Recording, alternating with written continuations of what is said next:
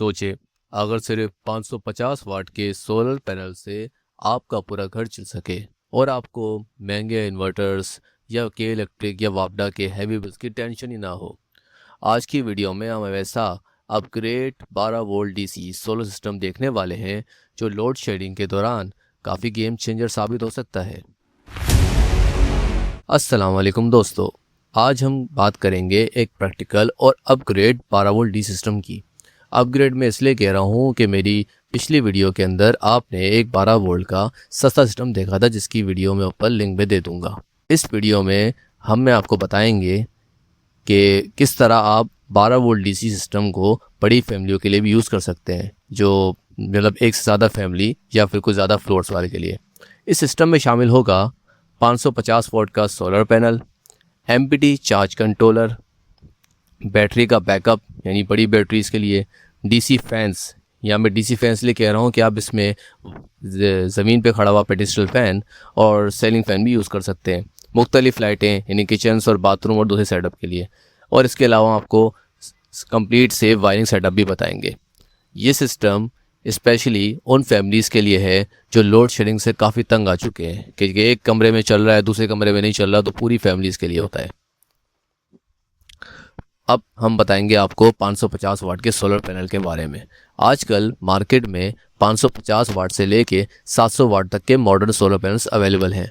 ये पुराने solar panel से काफ़ी एफिशिएंट होते हैं और क्लाउडी वेदर में भी बेहतर आउटपुट देते हैं।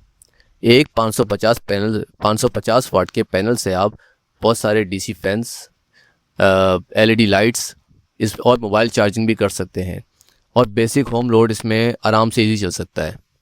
अब बैटरी की बात करते हैं। अगर आप बड़ी फैमिली के लिए सिस्टम बना रहे हैं तो छोटी बैटरी का बैकअप इसके लिए काफ़ी नहीं है, यानी 100 या 65 वाली नहीं।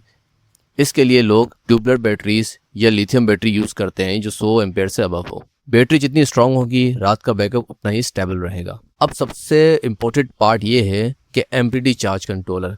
देखिए, छोटे सोलर पैनल जिसके अंदर 150 या 200 वाट के पैनल शामिल हैं आमतौर पर 20 से 23 वोल्ट लेते हैं, जो कि आपका जो छोटा PWM कंट्रोलर उनको आसानी से हैंडल कर लेता है।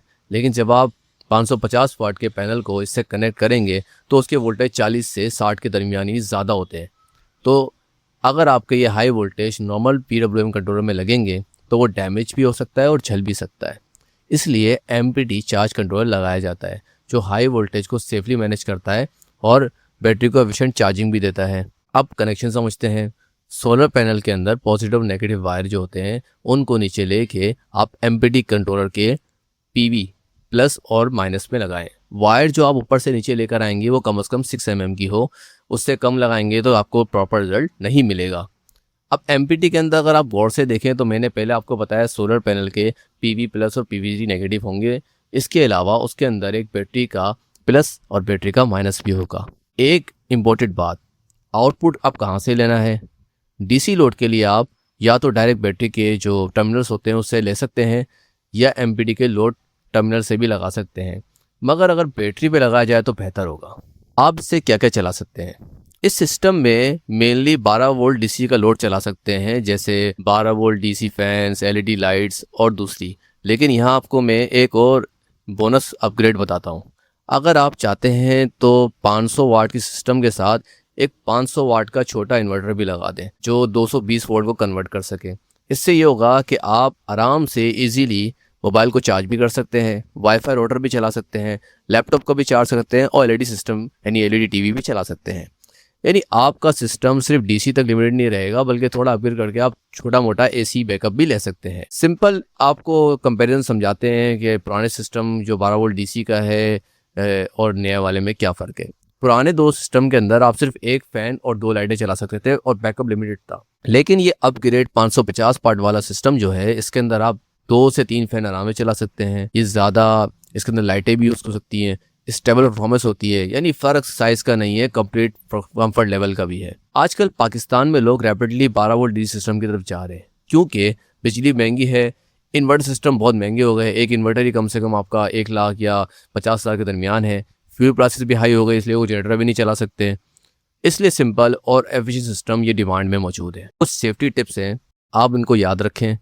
बहुत से लोग नॉर्मल जो बिजली की वायर जो मार्केट में मिलती है 729 ये यूज़ कर लेते हैं। अब उससे होता क्या है कि ये डीसी के लिए नहीं बनी, इससे इसकी परफॉर्मेंस वीक हो जाती है। डीसी वायरिंग का रूल सिंपल है, आपका अगर डिस्टेंस ज़्यादा होगा तो आपके पास, जैसे अगर आपने पतली लाइट की अगर पतली तार लगाई हुई उसको आप पंखे पे लगाएंगे तो पंखा तेज़ नहीं चलेगा, उसके लिए आपको हैवी डीसी वायर की ज़रूरत पड़ेगी। मैं आपको एग्जाम्पल समझाता हूँ। अगर आप 150 mm का वायर यूज़ कर रहे हैं तो सिर्फ लाइट अच्छी चलेगी, लेकिन उसके बाद अगर आप फैन लगाएंगे तो वोल्टेज ड्रॉप होगा प्लस लाइट भी ब्लिंक करेगी। अब उसके लिए क्या है, दो ऑप्शन है, या तो आप मेन लाइन को हैवी लेकर आएँ या फिर आप दोनों के लिए सेपरेट वायरिंग यूज़ करें। एक्स्ट्रा सेफ्टी के लिए मैं आपको बता दूं, आपको बैटरी या पीवी के साथ यानी सोलर के साथ डीसी ब्रेकर ज़रूर लगाएं। बैटरी को 10 वोल्ट से डिस्चार्ज होने दें, अगर डिस्चार्ज होने लगे तो आप उसको बैटरी को यानी कंट्रोलर को बंद कर दें। हमेशा ओरिजिनल एमपीटी कंट्रोल यूज़ करें। ओरिजिनल से मुराद ये है कि कोई भी लोकल मत यूज़ करें क्योंकि वो छल जाएगा। फोर्स का या दूसरी कंपनी, अच्छी कंपनियाँ मार्केट में मौजूद हैं। तो दोस्तों, अगर आप भी लोड शेडिंग से तंग आ चुके हैं तो ये सोलर सेटअप आपके लिए एक प्रैक्टिस सोल्यूशन बन सकता है। अगर वीडियो पसंद आए तो लाइक करें और चैनल सब्सक्राइब करें और बेल आइकन प्रेस करना मत भूलिएगा। अल्लाह हाफिज़।